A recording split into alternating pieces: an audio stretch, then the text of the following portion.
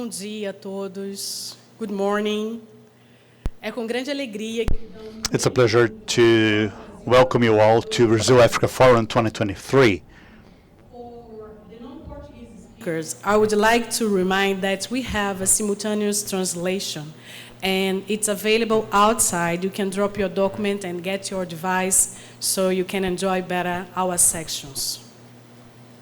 Neste ano de 2003, This year, we celebrate 10 years of Brazil-Africa Institute that has settled in the past decade a wonderful work fostering the relationships between Brazil and Africa with the topic trading, investment, and development. Brazil and Africa engaging with the world. We will deepen our talks about economical possibilities that Brazil and Africa can raise around the world. I'd like to thank our sponsors and supporters that made this event possible.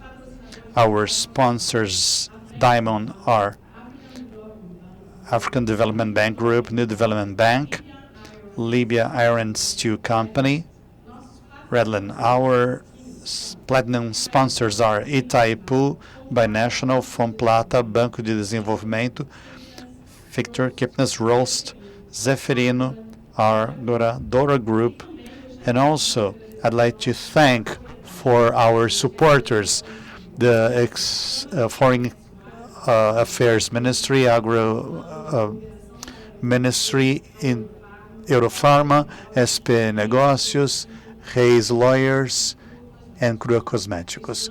This year, we have our media support with Pan-African Vision, African Business Atuante, as well as our partner organization, and last but not least, our official airlines, which is Lantour. I am Carolina Moraes. I will be with you for those 2 days. As the world happens in social media, I'd like to remind you that we are on social media as well. So if you want to share a picture or a video, you can use our hashtag BAF2023. Hashtag BAF2023 on Instagram, LinkedIn, X, as well as at Brazil Africa Institute. So now I have the pleasure and the joy to call to the stage to make the opening talk Professor João Bosco Monte, President of Brazil Africa Institute, that has working relentlessly to put this forum together. So, Professor, the floor is yours.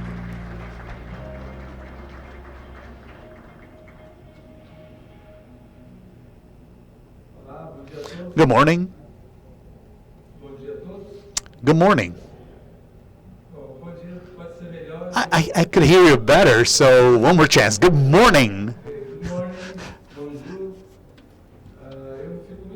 I'm really glad to once again have friends from distant as well as close places for another edition of Brazil Africa Forum.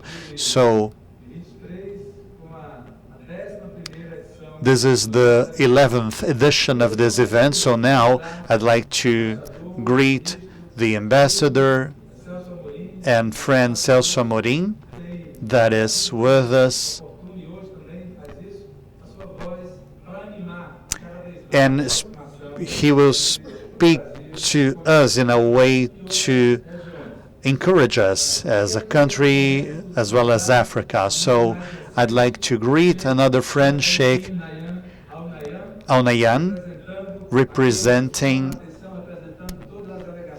all the foreign delegations. So it's very lots of information, lots of people that want to speak with you, so it's a privilege having you with us. O Sheikh Shagbut bin Nahyan. Sheikh bin Nahyan is member of the Foreign Affairs of the United Arab Emirates, as well as the diplomatic group from the ambassador of Kenya, Lermon Canto, that once again I'd like to thank for being here and noticing the great work that African ambassadors have had here in Brazil, bringing Brazil and Africa closer. And I'd like to greet the foreign business people. There are many, and I have the privilege of naming Mohamed Abdu, that I have met in Libya, and he is trying to bring Brazil and African continent closer as well. And from the Brazilian side, I'd like to greet on behalf of all Brazilian business people, Joaquin Laman, who is the director of Europharma, as he has branches in many African countries. So now, with the authorities that will come after me, they are people who has much more to speak than I do, and I'd like to thank you all who has come from distant places. Celso Amorim, the ambassador, was telling me about how many countries we have represented here, over 40 different countries. So this gives us such a pleasure as well as a responsibility to strengthen our connections, as Brazil is repositioning itself again as an important actor in the foreign scenario, especially with the African continent. So I have the privilege of having authorities, friends, visitors from so many different countries. The agenda in this last decade has been one of a very intense work, and I'd like to share such a special joy I have had recently, which is celebrating the 10 years of Brazil-Africa Institute.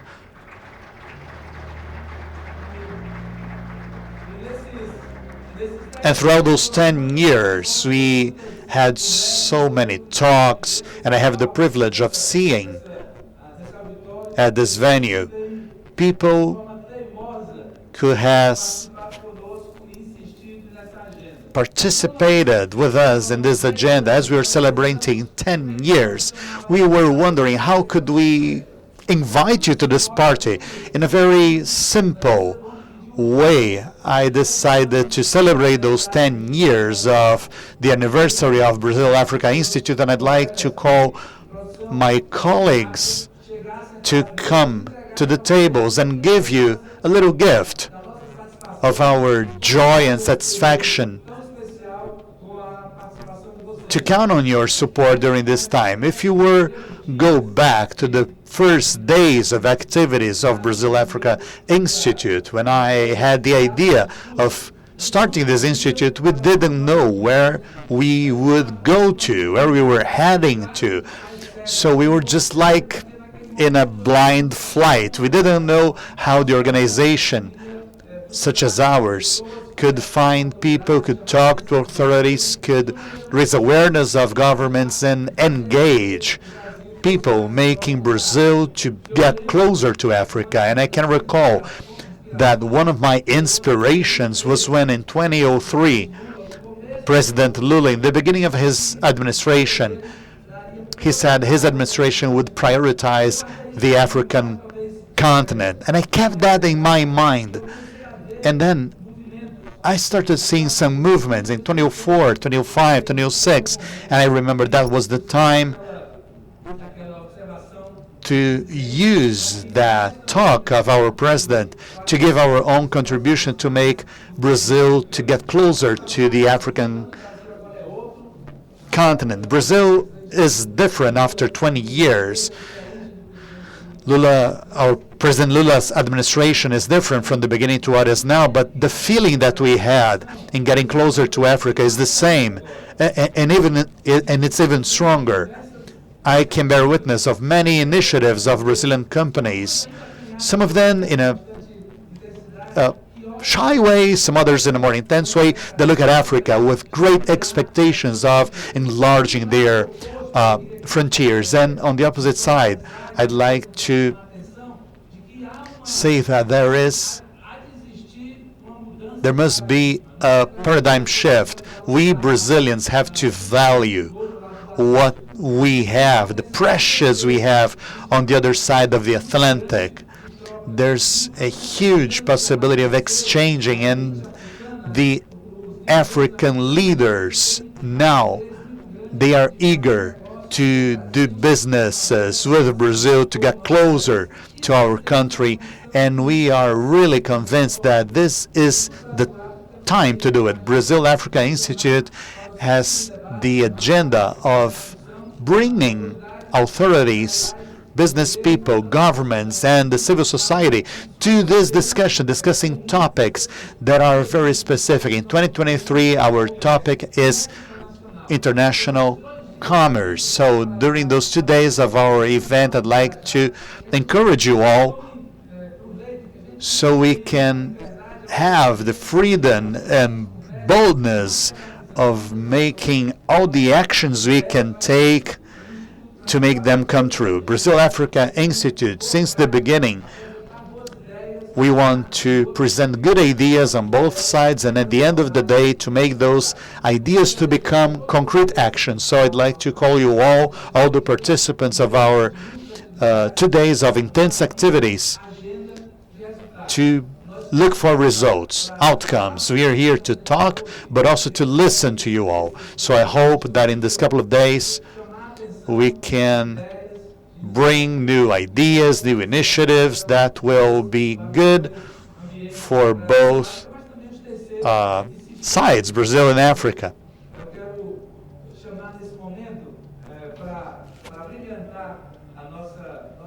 Now I'd like to call to the stage Celso Amorim, the Ambassador Celso Amorim, to share his experience and expectations. So once again, I hope we can hear your encouragement words to strengthen the relationship between Brazil and Africa.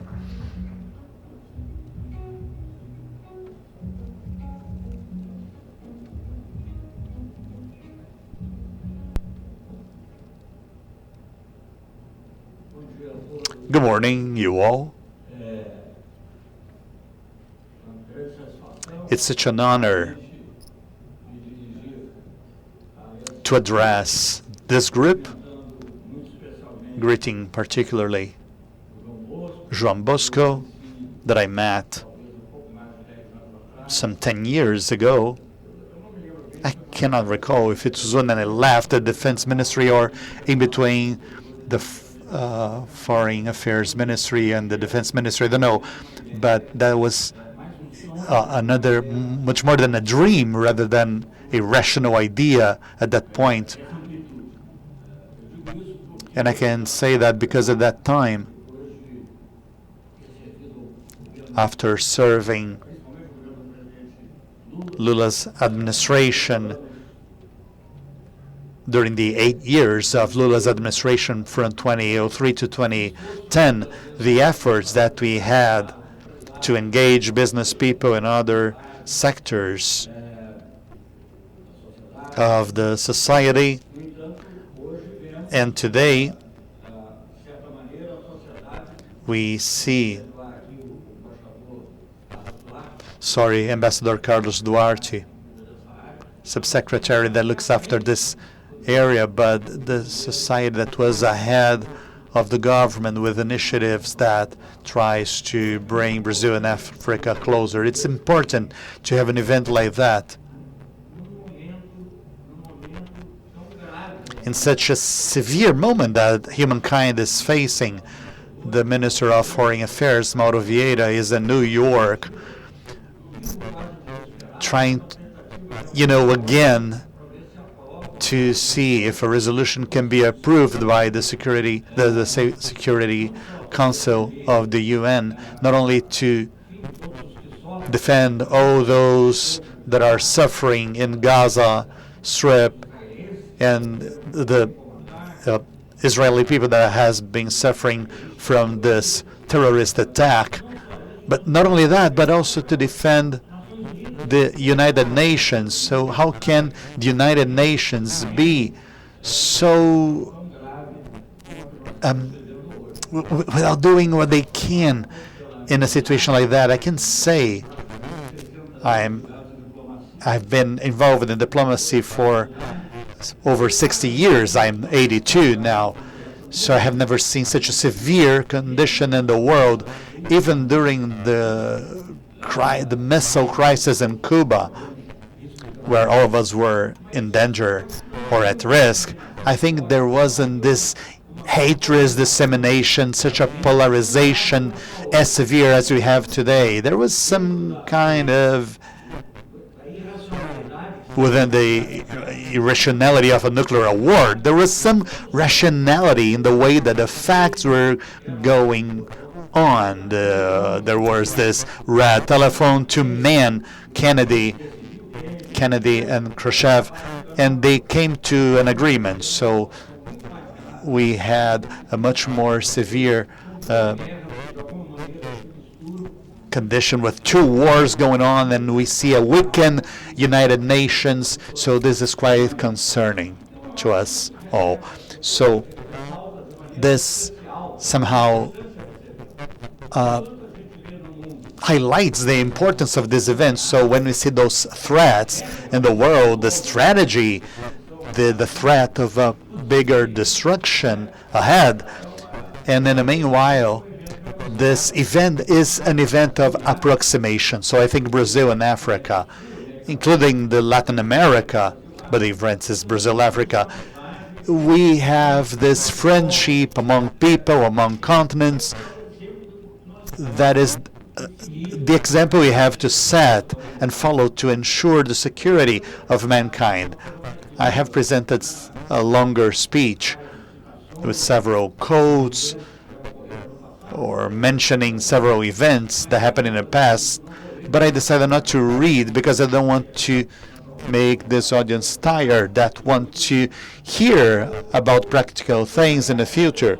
We have a personal connection with Africa that comes from the old times, because my generation was educated seeing the fall or the decline of the European colonialism. Heroes in my times had Grumman, Ghana, and other leaders, Lumumba, other leaders that made the hope of something new that Africa was bringing to humankind. A feeling that we are a unique, only one humankind, and we have to stress this common feature that is over any other possible differences. So I was brought up in this kind of generation in times that were not so positive in Brazil, but even facing tough times in the military government we had in Brazil, and Brazil was the first country to recognize the government of Angola after a long civil war in 1975, and later of our efforts that I was part of, such as the creation of the community of the Portuguese-speaking countries, José Aparecido, Minister of Culture, and other events, but nothing like what we had in Lula's administration. I can mention some facts. We have doubled the number of embassies in Africa, going from 18 to 36. The commerce that was $5 billion, a small amount, especially for considering the minister of the Arab Emirates minister, but it was 8 million in a few years in spite of Lehman Brothers crisis. So the growth was really big. Brazil made 450, 480 projects of technical cooperation in Africa. Just to give you an idea, by the way, we can maybe inspire the possibility of trilateral agreements involving the Arab Emirates as well. And I can mention like a factory that was to be anti-retroviral, but it's a pharmaceutical industry in an African country. We also had Embrapa, the Brazilian company of agricultural research, helping in planting cotton in West Africa countries, and I took part in the collection of cotton in Mali to win this subsidize this war within the countries involved. So there are many other episodes, as well as Fiocruz and Embrapa and other projects that were made. We have around 480 projects of technical cooperation with Africa. After Lula and Dilma's administration, there was a change in Brazil. In the other administrations we had, and again, we have this hope again. President Lula made his first visit to Africa, to South Africa, and São Tomé and Príncipe in the multilateral events, but especially Angola as a symbol. Angola was a symbol of taking, again, this the politics between Brazil and Africa, and it's a priority now again. So I dare to say, speaking not on behalf of him, but inspired by him, I would say that next year will be the year of Africa. This year, Brazil had to be inserted in the world again. President Lula was present in many international events, bringing the integration of South America and Latin America, and this symbolic visit to Angola. Next year, I think there will be much more attention to Africa. That's the message that I bring from President Lula towards Africa. And I just want to make a reflection, and with this I will finish my talk, that we have, well, first of all, I am so glad to see LATAM among the sponsors of this event. If I were to mention a problem with our relationships with Africa, is this lack of transportation, either air or by the ocean. So this would be a great advancement. We have had many more airlines in the past between Brazil and Africa, but today we basically have none. I'm glad to know that the South Africa is back, and especially maybe the Emirates can provide some kind of help in terms of airlines having Africa in the middle of this way. So also, it's important to point out that our relationship with Africa at the moment, currently, and going forward should consider not only a vision that is positive, but it was a little paternalistic in the past, how Brazil could help African countries. But now we have this idea that Africa is a huge continent, excluding China. It is the area that has grown the most in the recent history. And so we've seen a lot of growth in Africa, new sectors, a lot of industrialization that has come about, and things like digital identity and other issues. And I think basically we ignored those issues in the past. So I think there is this new perspective of not only contributing to African development, but of working together. Brazilian and African entrepreneurs working together in sectors like agriculture, in these new areas that have come up. For example, artificial intelligence. There are many areas that we can work together in forestry, in climate, in all these different areas. And so we can contribute mutually to greater development, to greater equality in our countries. President Lula had a goal, a priority in the G20 meeting for the development and the relationship with Africa, and to try and combat inequality in the world. So this is his main and overarching goal. So, and I believe that this meeting here is a representation of this goal, this objective that our president has. A forum has also been created between there was a proposal for a meeting between Brazil and South America. First it was Brazil and Africa, but President Lula preferred that it be between Africa and South America, between our two continents. So I think that's something that we could take up again, and it's a symbol of peace. There's no way that we can ignore that we kind of assumed that peace was something, that was a given, that we took for granted. So